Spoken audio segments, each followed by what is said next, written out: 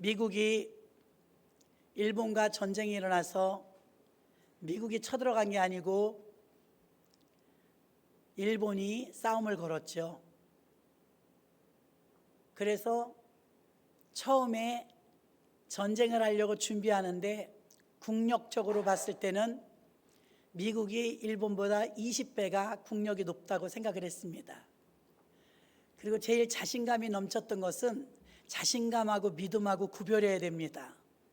자기들의 자신감은 우리는 정신력이 투철한데 전의를 상실한 미국 군인들과 또 정신력이 약하다고 생각하고 얕잡아 보았습니다.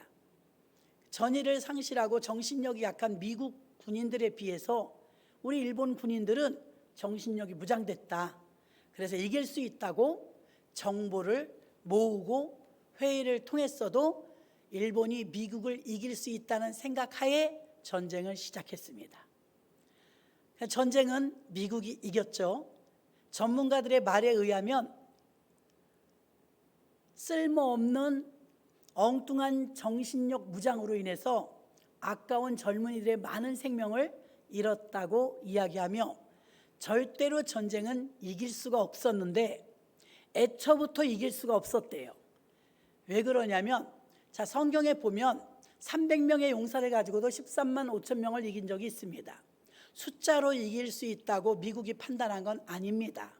왜 그러느냐? 이 미국은 그때 당시 일본에서는요, 석유를 92%를 해외 의존도로 사용하고 있었답니다. 그런 기름을 92%를 수입해 오는데 그 중에 미국산이 81%였대요. 그럼 미국에서 기름을 81%를 갖다 쓰는데 어떻게 전쟁에 이깁니까? 무모한 거죠. 그리고 항공 또 휘발유나 옥탄가가 전부 수입을 하는 처지에 있었기 때문에 미국산을 수입하기 때문에 저질의 기름을 사용할 수밖에 없었고 수입이 중단되어 버리는 바람에 이길 수 있는 싸움이 아니었다는 것입니다. 그러니까 무모하게 싸움을 걸었다는 것이죠. 미국에 대한 정보도 부족했습니다. 미국 군인들이 전의가 상실되었고 정신력이 약하다는 것은 잘못된 생각이었습니다. 나중에 전쟁이 끝나고 보니까 자기들의 분석과 정보가 잘못되었다는 걸 알게 되었죠. 미국은 일본의 국력이 100배가 더 앞서고 있었답니다. 이길 수가 없는 거였어요. 또 하나, 일본은 하나님을 믿지 않지만 미국은 하나님을 잘 믿는 나라였습니다. 그러니 더욱더 이길 수가 없었는 줄로 믿습니다. 대한민국이 전쟁을 6.25를 겪고요. 우리도 용산에 가면 전쟁 기념관이 있고 저도 가봤고요. 그곳에서 우리는 8.15 기도회도 했습니다. 또 이스라엘에 갔을 때 이스라엘 전쟁 기념관이 있더라고요. 이스라엘하고 히틀러하고 싸워서 독일하고 싸워가지고 600만 명이 죽었습니다. 인천 시민이 300만 조금 넘어요. 그럼 인천 시민의 2배 정도가 히틀러에 의해서 독일에 의해서 유대인들이 죽은 거예요. 그런데 지금 전쟁기념관을 가보고 저는 천안에 있는 독립기념관에 가서 또 예배를 드렸었습니다. 독립기념관에 갔을 때 우리 이웃나라니까 일본하고 우리는 그렇게 나쁜 사이는 아닌데 천안에 갔다 오니까요, 일본이 밉더라고요. 얼마나 잔인하게 한국 사람들을 고문했는지 물을 풀어서 고춧가루에 타놓고 거기다가 거꾸로 쳐박고, 여인애들은 얼마나, 우리가 동방예의지국인데요, 저고리를 벗겨갖고 인두로 가슴을 다 지지고 손 열 손가락을 책상 위에 올려놓게 하고 송곳으로 손톱에 박고, 야, 전기로 온몸을 감아서 전기로 고문을 하고,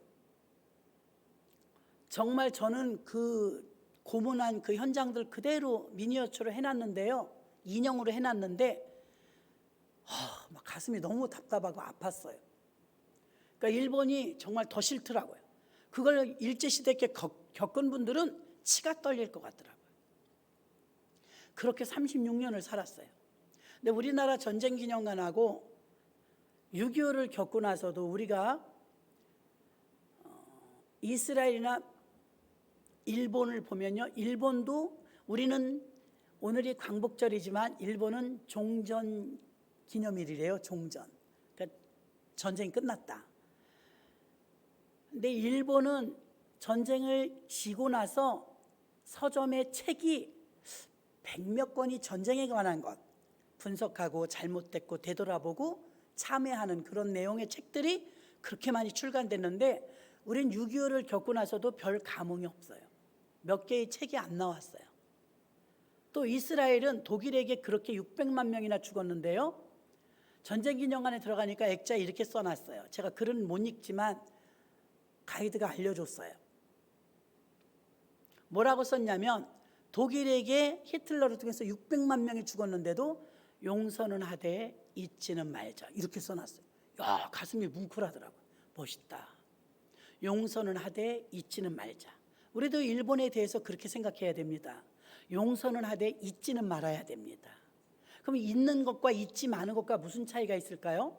잊으면 반복돼요. 그래서 어릴 때 우린 그런 노래 많이 불렀어요. 아, 잊으랴 어찌 우리 그날을. 요새 아이들은요 6.25 노래 모릅니다. 광복절 노래, 3.1절 노래 다 몰라요. 이제 애국가도 모르는 것 같아요. 보통 일이 아닙니다. 나라에 대해서 자주 독립이 얼마나 귀한 건지, 우리나라가 독립을 했을 때 76년대였죠. 우리는 빛을 되찾았다 그래서 광복절이라고 이름을 지었어요. 미국이 독립을 했을 땐 독립기념일이라고 했습니다. 이스라엘이 독립했을 때는요 6월절이라고 했어요. 독립되고 해방된 날을 가장 귀하게 여겼다는 것입니다. 얼마나 귀한 것인지 이루 말할 수가 없습니다. 이렇게 귀한 날, 우리는 나라가 억압을 받고 그렇게 갇혀 있을 때 서럽고, 나라 뺏긴 서름에 말 뺏겨, 이름 뺏겨, 나라 뺏겨. 우리가 태극기를, 손기정 선수 같은 사람은 몬트리올 올림픽 가갖고요 1장기를 달고 1등하지 않았습니까? 우리나라 사람인데 지금까지도 그 메달은 일본 메달입니다. 그게 나라 없는 서름입니다. 그런데 여러분, 더 참혹한 게 있어요. 무엇이냐면 가끔 우울증 환자, 깊이 우울증에 빠진 분, 정신병에 시달리는 분, 알코올 중독, 마약 중독 이런 거 깊이 빠진 분들 보면 정상인하고 완전히 달라요. 또 치매가 깊은 분, 치매는요 건강해 보이는데 뇌 이상이 있는 건데요, 자식도 못 알아봐요. 가족도 못 알아봐요. 참담합니다. 이 모든 것이 마귀가요 저와 여러분의 이 정상적인 모습은요 하나님의 형상을 닮은 줄 믿습니다. 가장 선할 때, 가장 아름다울 때, 가장 행복할 때 하나님의 형상을 닮은 거예요. 근데 하나님의 형상을 닮은 것은 그 형상을 파괴하는 게 누구냐면 마귀입니다. 성경에 보면 거라사 지역에서 무덤가에서 돌고 있었던 귀신 들린 자가 있었어요. 그 사람은 얼마나 힘이 센지 사람들이 제어할 수가 없어서 쇠사슬로 묶었는데 이걸 끊는데요. 사람의 힘으로는 불가능하죠. 그렇게 사람의 힘으로 불가능해서 인간 사회에서 살지 못하고 무덤가에서 살고 있었는데 예수님이 지나가셨습니다. 예수님이 가까이 오니까 뭐라 그래요? 나를 떠나소서, 내게 오지 마소서. 그러면서 급하니까 뭐라 그러냐면, 나 저 돼지에게로 들어가게 해주세요. 돼지떼가 2,000마리가 있었거든요 옆에. 그러니까 예수님께서 아직 아무 말도 안 했는데 벌써 벌벌 떠는 거예요. 그래서 뭐라고 합니까? 돼지에게로 들어가라. 그랬더니 성경에 뭐래? 돼지가 2,000마리였대요.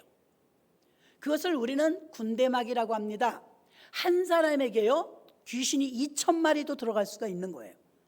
2,000마리의 귀신이 들어가 있으니까 사람들이 아무리 억제하려고 해도 쇠사슬도 끊고 사람의 힘으로는 제어가 되지 않았어요. 근데 그 귀신이 가장 무서워하는 게 뭐였어요? 예수님이었어요. 예수님이 가까이 오니까 바들바들 떨면서 저 돼지에게로 들어갈 수 있게 해달라고 했거든요. 그 거라사에 있었던 귀신 들린 사람에게 귀신이 떠나가서 돼지에게 들어가고 돼지는 바다로 내리달아서 몰사했어요. 2,000마리가 다 죽었어요. 그러니까 돼지 2,000마리면 돈도 상당할 텐데 하나님은요, 한 영혼에 대한 가치를요, 돼지 2,000마리 돈으로 치면 얼마나 큽니까? 돼지 2,000마리가 죽는 것보다 한 영혼을 귀히 보셨습니다. 그래서 그 한 영혼을 살리기 위해서 돼지 2,000마리 희생시켰어요. 근데 희한한 것은요, 사람들이 막 놀라는 거. 왜 그러느냐? 이 사람이 귀신이 떠나갔을 뿐인데 멀쩡하여졌어요. 순박한 본래의 사람으로 돌아왔더라, 이 말입니다. 다시 말하면 하나님의 형상이 회복되었습니다. 코로나를 겪으면서 알코올 중독, 게임 중독, 마약 중독, 우울증, 자살, 이런 일이 더 많아져요. 후유증은 한 3, 4년 간답니다. 여러분, 요즘 같은 때에 교회 가기도 힘든데 전도는 무슨 전도냐? 그럴지도 모르는데요, 위기이며 어려울 때 전도는 더 필요합니다.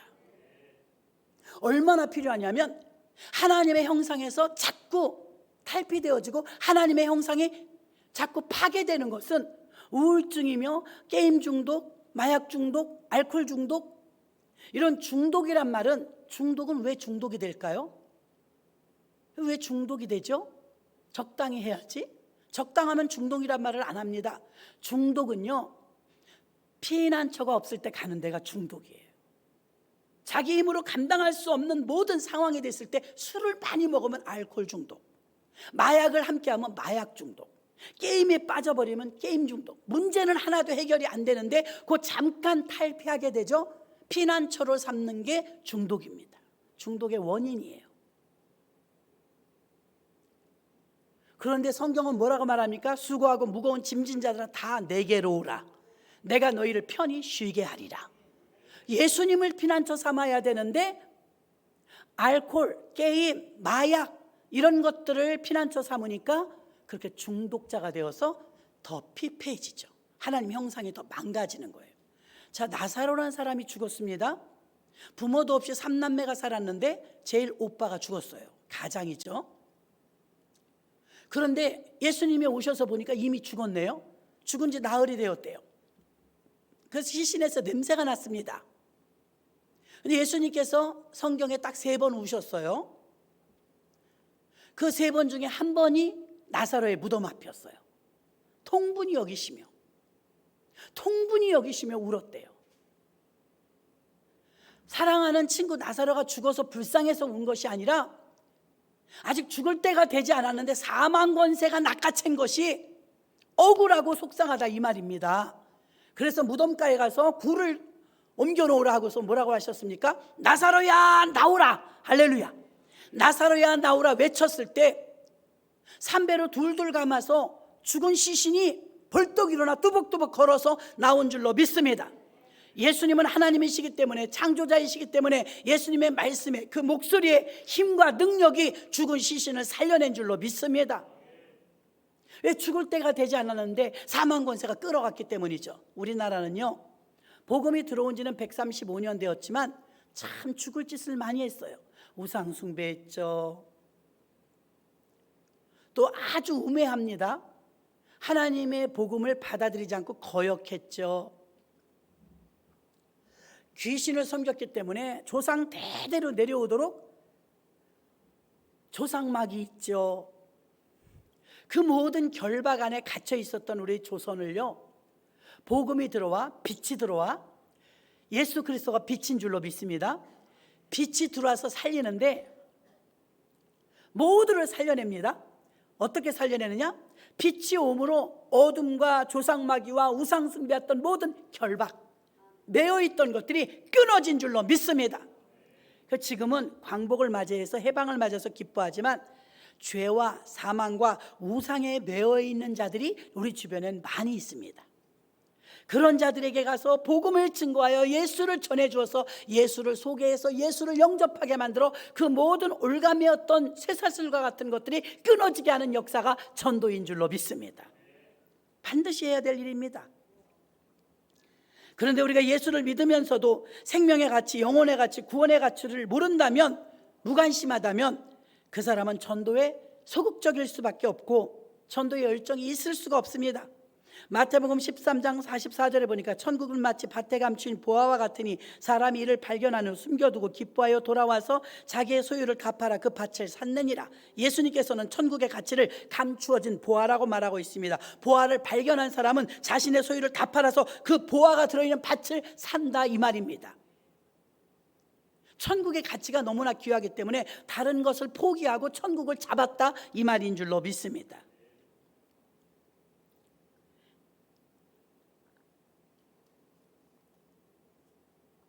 요한복음 3장 17절에 보니까 하나님이 그 아들을 세상에 보내신 것은 세상을 심판하려 하심이 아니요 저로 말미암아 세상이 구원을 받게 하려 하심이라. 아멘. 심판받을 우리들이에요. 심판받아야 될 죄수들이 우리들이었습니다. 그런데 하나님의 전적인 은혜로 예수님을 보내주셔서 많은 죄 가운데 우리 힘으로 스스로 구원받을 수 없는데 예수님을 영접하게 하시고 십자가에 달려 우리 죄를 대신하여 죽어주심으로 우리는 구원을 받은 줄로 믿습니다. 그래서 어메이징 그레이스라고 하는 나 같은 죄인 살리신 주 은혜 놀라와 그 찬양은 전 세계적인 유행가 이상의 인기를 얻고 있지 않습니까? 하나님의 은혜라는 고백밖에 다른 말은 할 말이 없는 줄로 믿습니다. 그래서 그 은혜 때문에 감사해서 전도하는 것이고, 감사해서 기도하는 것이고, 감사해서 용서하는 것이고, 감사해서 영혼을 구원하는 것인 줄로 믿습니다. 어떤 대가나 어떤 혜택을 바라고 전도하는 게 아닙니다. 이것은 주님께 은혜를 받은 것에 대한 충성인 줄로 믿습니다. 그러므로 우리는 더 부지런히 더 열정적으로 적극적으로 전도해야 될 줄로 믿습니다. 코로나는요, 이 팬데믹은 중단되지 않습니다. 아무리 코로나 방역을 하고 백신을 맞고 우리나라 어제 보니까 42.88%가 백신을 맞았더라고요. 백신 맞는 숫자는 점점 늘어나는데 어째 코로나 숫자는 점점 또 줄질 않고 늡니까? 해결되지 않는다는 걸 보여주는 것입니다. 그래서 저는 기도를 바꿨어요. 하나님, 얼른 한국교회가 회개하여서 하나님께서 우리 대한민국에 치료제를 개발하게 해주옵소서. 이 전 세계에 병원이 얼마나 많고 의사가 얼마나 많고 제약회사가 얼마나 많은데 2년이 다 되도록 코로나 하나를 해결 못합니다. 그러니 하나님께서 해결해 주셔야 될 줄로 믿습니다. 하나님을 믿고 의지하며 하나님이 보호해 주시고 하나님이 지켜주실 걸 코로나 기간 중에 믿으시기를 바랍니다. 태양을 본 자는 전구에 놀라지 않아요. 하나님의 구원의 감격을 맛본 자는 이 세상 어떤 것으로도 놀라지 않아요. 전도란 무엇입니까? 생명을 구원하는 것인 줄로 믿습니다. 요한복음 5장 24절에 내가 진실로 진실로 너희에게 이르노니 내 말을 듣고 또 나 보내신 이를 믿는 자는 영생을 얻었고 심판에 이르지 아니하나니 사망에서 생명으로 옮겼느니라. 아멘. 사망당할 우리들이, 죽을 우리들이, 심판받을 우리들이 생명으로 옮겨 앉는 것, 이것이 바로 전도인 줄로 믿습니다. 그러므로 사람들은 전도하여 교회에 초청해서 그분을 소속되게 만들고 장차 보면 전도해 준 사람이 제일 고맙습니다. 돈을 빌려준 사람도 고맙고 나에게 잘해주는 사람도 고맙겠지만 전도한 사람은 더욱 고맙습니다. 이렇게 교회는 요한복음 14장 6절에 예수께서 가라사대 내가 곧 길이요 진리요 생명이니 나로 말미암자거는 아버지께로 올 자가 없느니라. 아멘. 예수께로 가야 천국 갈 수 있는 길이 열리기 때문에 교회는 사람들을 예수 만나게 도와주는 곳인 줄로 믿습니다. 우리는 전도를 통해서 예수가 곧 길이며 진리이며 생명임을 알려주어야 합니다. 그들은 모르기 때문이죠. 예수를 만나도록 도와주어야 합니다. 그리고 반드시 우리가 기억해야 될 것은 내가 아무리 노력하고 아무리 힘쓰고 애쓴다 할지라도 인간의 노력만으로는 영혼의 생명을 살려낼 수가 없습니다. 로마서 8장 2절에 보니까 이는 그리스도 예수 안에 있는 생명의 성령의 법이 죄와 사망의 법에서 너를 해방하였음이니라. 아멘. 생명으로 가야 사망의 법에서 해방된다는 것입니다.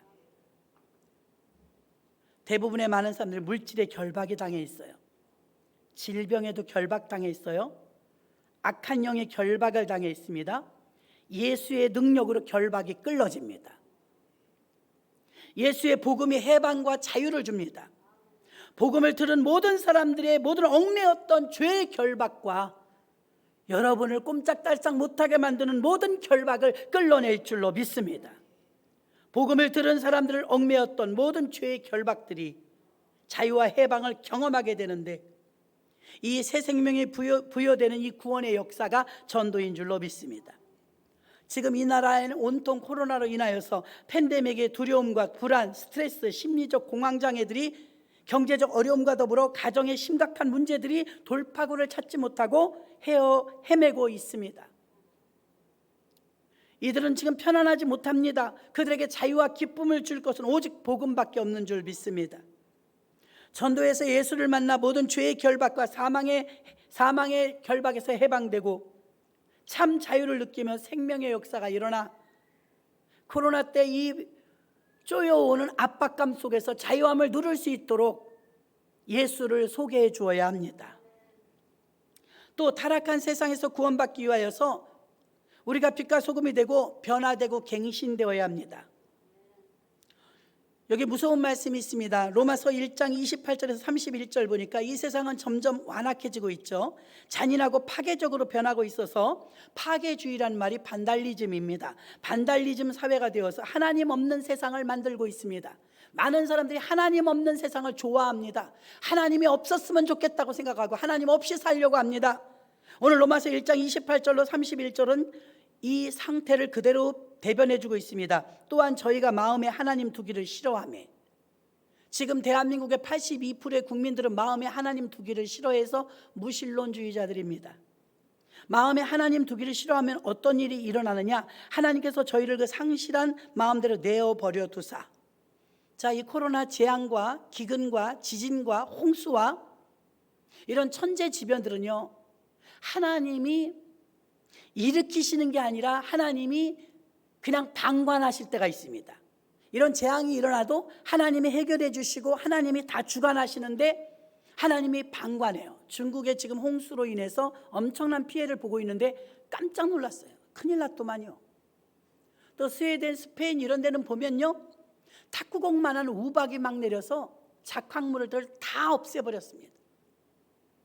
이로 말해서 메뚜기 떼가 들끓고요, 참으로 어려움 속에 지진도 겪고 화산 폭발도 겪고 자연재해들이 많이 일어나고 있습니다. 이런 일이 일어날 때 하나님 앞에 무릎 꿇고 기도하고 하나님께 돌아오라는 사인으로 알아들으시기를 바랍니다. 하나님을 마음에 두기 싫어하면 이걸 하나님이 내버려둬요. 여러분이 죄 짓잖아요. 회개하려고 몸부림치고 죄 안 지려고 몸부림치면 도와주시지만, 여러분들이 막 즐기고 바알과 아세라를 섬기듯이 쇼킹하게 생각하고 재미로 생각하면 하나님이 내버려둬요. 내버려두면 어떤 일이 일어나느냐면, 자 보십시오. 그 상실한 마음대로 내버려두사 합당치 못한 일을 하게 하셨나니, 내버려두면 이런 일이 생깁니다. 곧 모든 불의, 추악, 탐욕, 악의가 가득한 자요, 시기, 살인, 분쟁, 사기, 악독이 가득한 자요, 수근수근하는 자요, 비방하는 자요, 하나님의 미워하는 자요, 능욕하는 자요, 교만한 자요, 자랑하는 자요, 악을 도모하는 자요, 부모를 거역하는 자요, 우매한 자요, 배악하는 자요, 무정한 자요, 무자비한 자라. 하나님의 형상이 다 파괴된 모습 아닙니까? 하나님을 마음에 두기를 싫어하면, 하나님 없는 세상을 만들면 사람이 이렇게 변질된대요. 여름이 되니까 음식을 해놓을 수가 없어요. 금방 상하더라고요. 어저께 먹으려고 만들어놨는데 아직 못 먹었는데 상했더라고요. 한 번 더 끓여놓든가 냉장고에 넣었어야 되는데 제가 그걸 잠깐 방심한 사이 집에 못 갔더니 상해버렸어요. 아침에 버리는데 아까워서 혼났어요. 상하면 버려야 돼요. 아무리 맛있게 무쳐놓은 시금치 나물도요, 변질되면 색상이 변해요. 버려야 합니다. 아까워도 버려야 해요. 이미 우리가 살고 있는 세상은요, 많이 상실했어요. 하나님의 형상에서 이탈되었습니다. 많은 사람들이 이미 이런 세상에서 살고 있고 쾌락과 정욕과 돈과 만족을 찾기 위해 몸부림치며 살고 있습니다.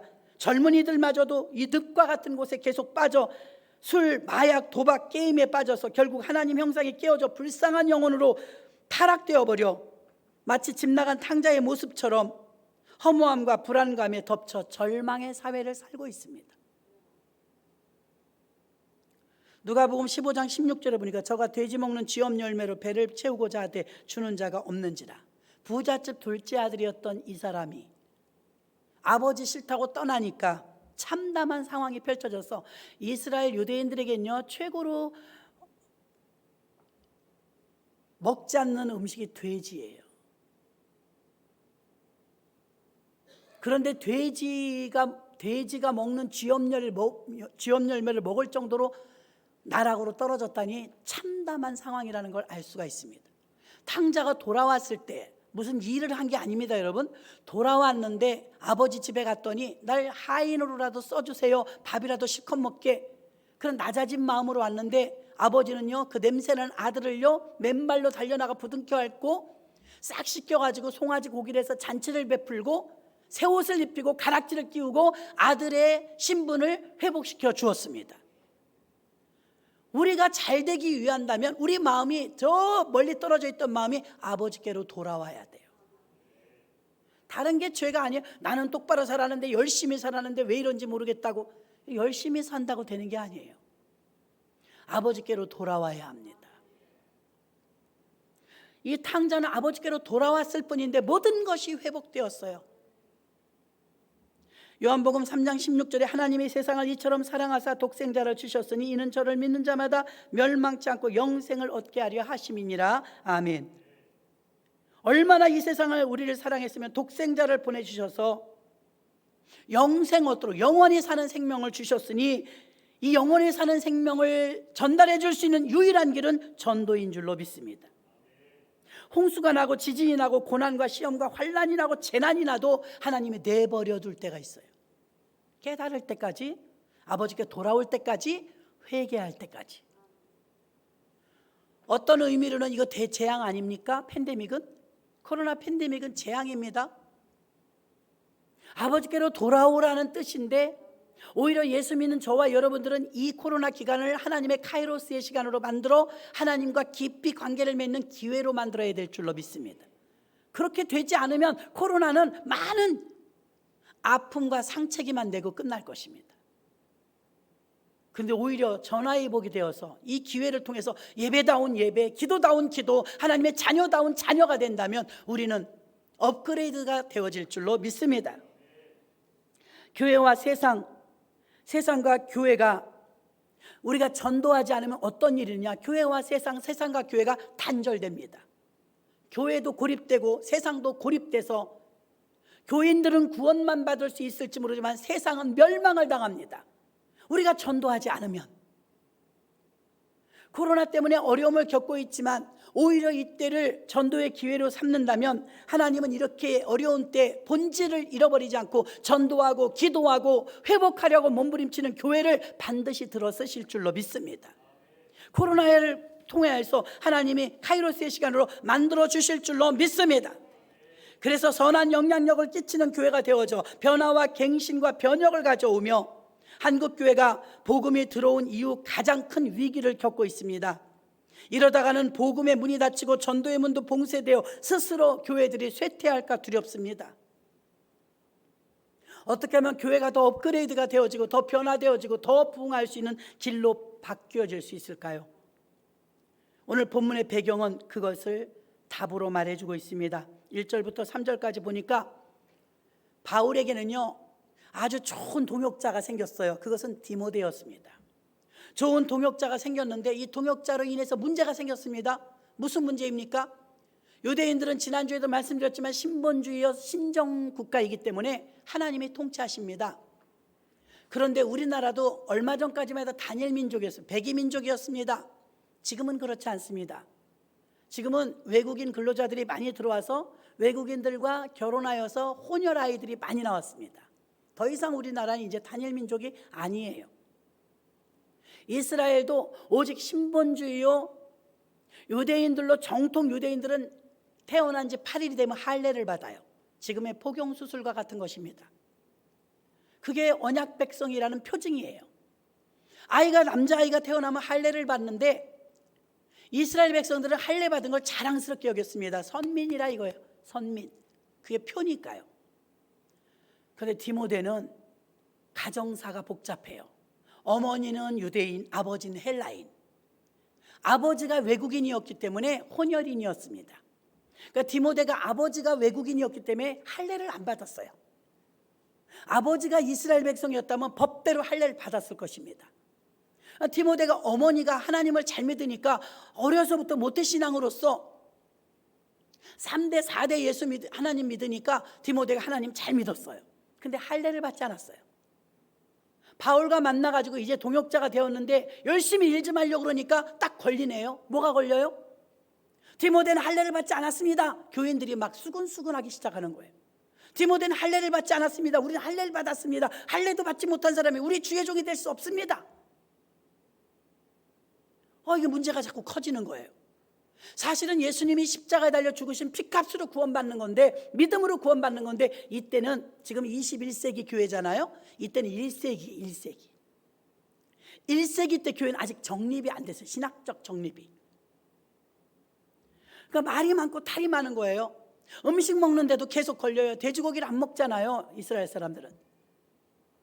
음식 정결법이 있으니까 쪽발이가 나고 이런 건 안 먹어요. 그런데 큰일 났습니다. 디모데 때문에 자꾸 복음이 전파되어지는 게 자꾸 어려워지는 거예요. 바울은요, 참 강인한 사람이었고 예수 믿으면 구원받는다고 자기는 사도들이 아니라 영적으로 예수님을 만난 다메섹에서 하나님을 경험한 성령의 사람이었음에도 불구하고 디모데에게 할례를 합니다. 그 늦은 나이에. 그럼 디모데가 할례를 행했다고 해서 바울이 꺾여갖고 진 거냐? 그게 아닙니다.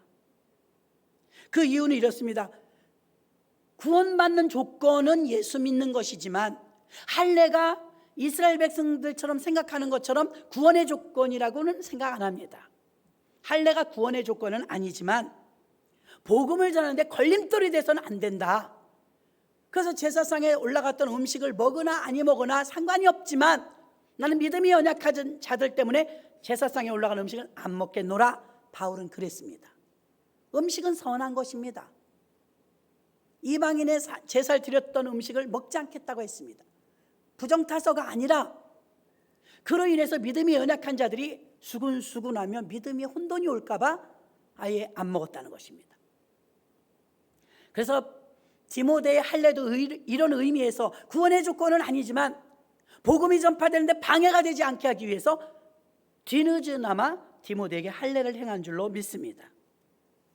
그런데 자기의 제자 디모데 때문에 이게 신학적인 정립이 필요하다는 필요의식이 생겼어요.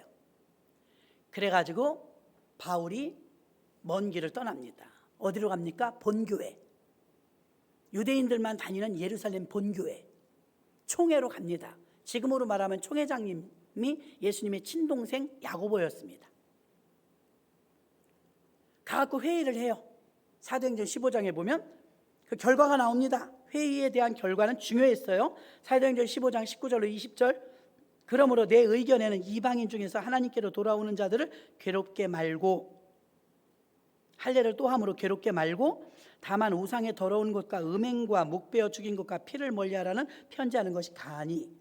무슨 말이냐면 음행이나 피를 멀리하고 우상의 더러운 것을 피하라 이렇게만 알려주고, 하나님께로 돌아오는데 이방인들이 제재가 되지 않도록 예수 믿으면 구원받는다는 복음이 우선순위로 올라가고, 할례 받아야 구원받는다는 건 밑으로 내려 받아도 아니 받아도 무방하다, 2순위, 차순위로 변경된 줄로 믿습니다.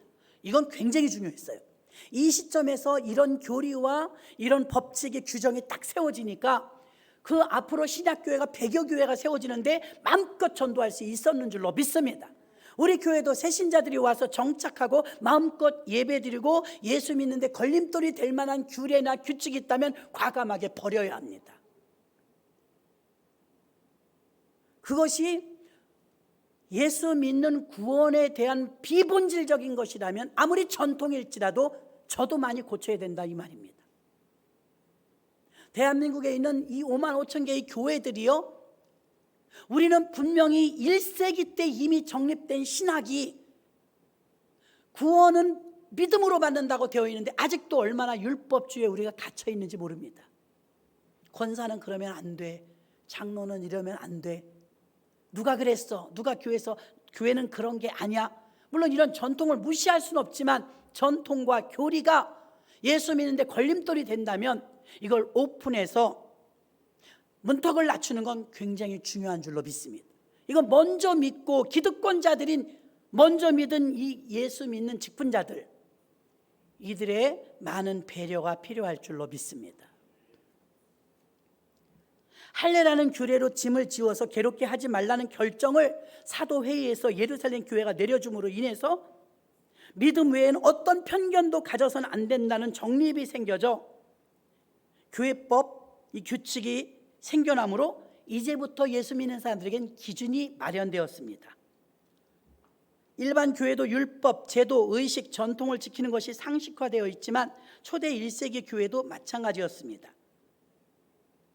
4절에서도 여러 성으로 다녀갈 때 예루살렘에 있는 사도와 장로들이 작정한 규례를 그들에게 주어 지키게 하니 규례와 규칙이 생겼다 이 말입니다.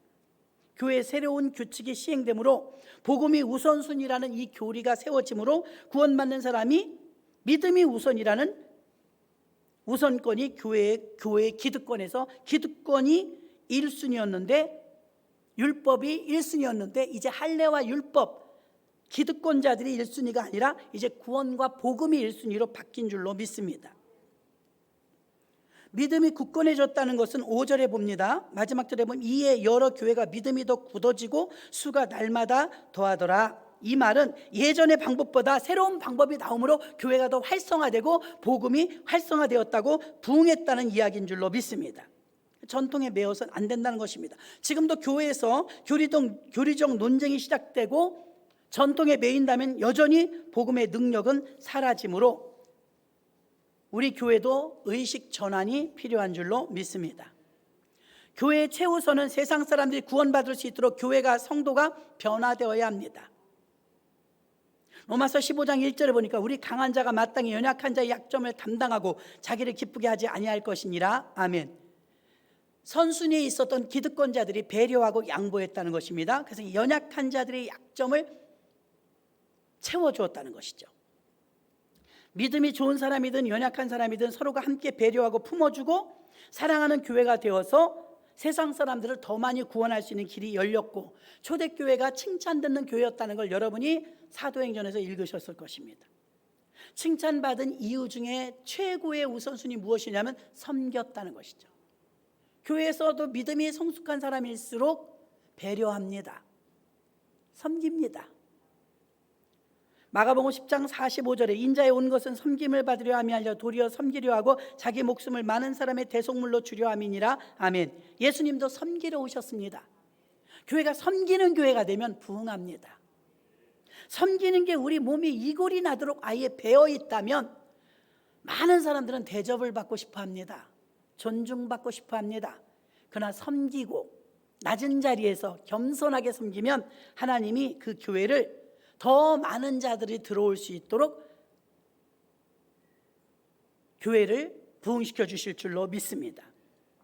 전도해야만 교회가 세워집니다. 전도하지 않으면 세상과 교회는 더 단절되어지고 고립된다고 했습니다. 지금은 예배가 제지되어지고 축소되어지고 감시당하고 셧다운되어 있습니다. 많은 사람들이 교회를 찾지 않습니다. 더 중요한 것은 교회는 사람들이 스스로 이제 찾아오지를 못해요.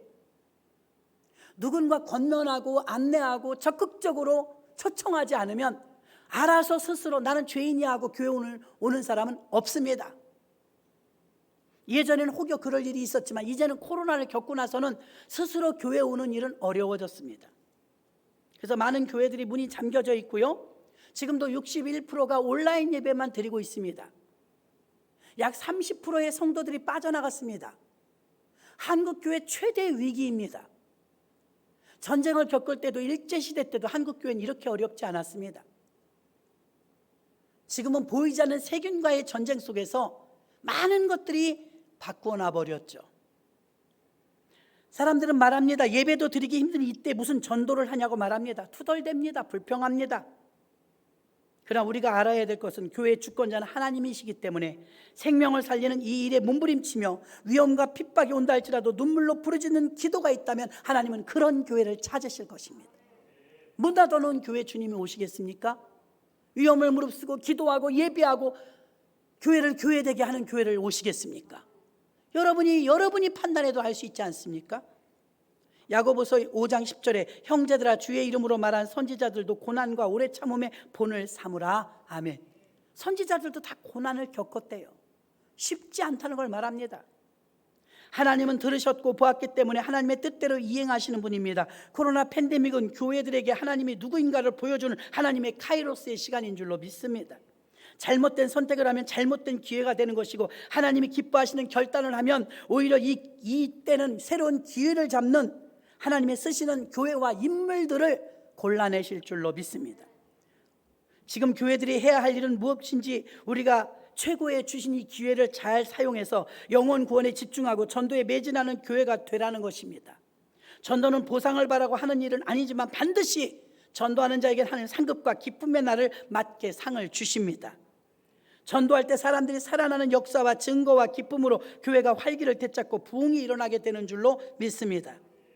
우리가 전도할 때 새 사람들이 교회에 들어오고 세상과 교회의 거리감을 더 좁힐 수가 있는 것입니다. 말씀을 정리합니다. 생명을 살리는 게 전도인 줄로 믿습니다. 또 교회가 전도가 되기 위해서 변화와 갱신을 위한 노력을 해야 될 줄로 믿습니다.